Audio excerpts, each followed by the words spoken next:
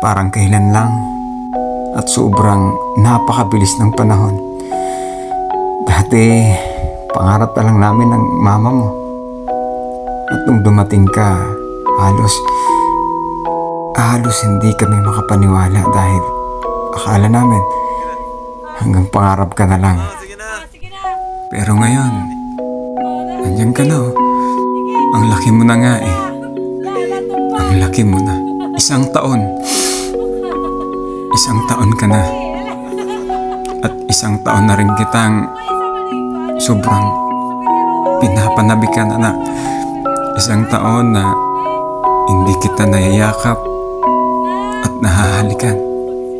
Kasi 7 buwan ka pa lang ay nasa sinapupunan ka pa ng iyong ina. Pasensya na anak, umalis ako. Nung isinilang ka, hindi ako ang unang nakita mo sa pagdilat ng mga mata mo. Dahil dito nga, ang tatay mo pumunta dito sa malayong bansa upang makipagsapalaran. Dahil isa lang ang gusto ng tatay mo, nak. Mabigyan ka ng magandang kinabukasan. Mabigyan ka ng kahit papano ng mga pangangailangan mo. Kasi hindi naman kasi tayo mayaman.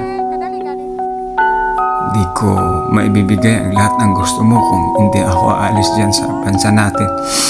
Kaya anak, alam ko di mo pa ako naintindihan ngayon. Pero pasensya ka na.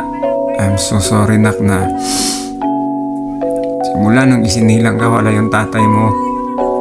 Hanggang nag-1 taon ka, wala pa rin yung tatay mo. Pero nak, tandaan mo to.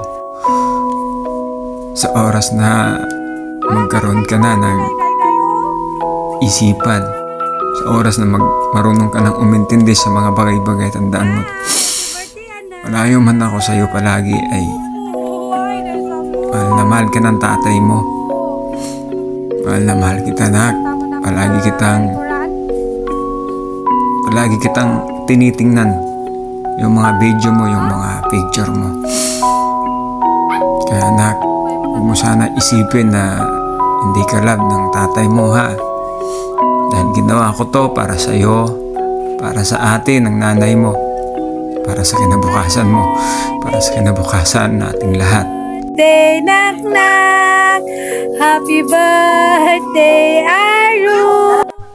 At huwag kang mag-alala, anak. Dahil kaunting panahon na lang. Kunting panahon na lang ay makakauwi na rin yung tatay mo. Pangako sa iyo, anak, babawi ako. Babawi ako sa lahat ng panahon at oras na wala ako sa tabi mo. Bawi ako, anak. Maglalaro tayo. And I will teach you everything I can sa mga bagay na dapat mong matutunan na siyang responsibilidad ko sa iyo bilang tatay mo. I love you so much, anak, and I hope you appreciate it, and I hope all of these things will make you a very memorable and special day for you, and I hope someday you will realize this for right time. And I promise you this, anak, again, that I will never stop to make you have a better life. I love you, baby. I love you, anak. I love you so much. Hi. Hi. Ooh.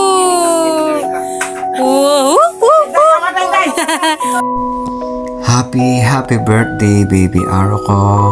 Anak, you are the captain of the day.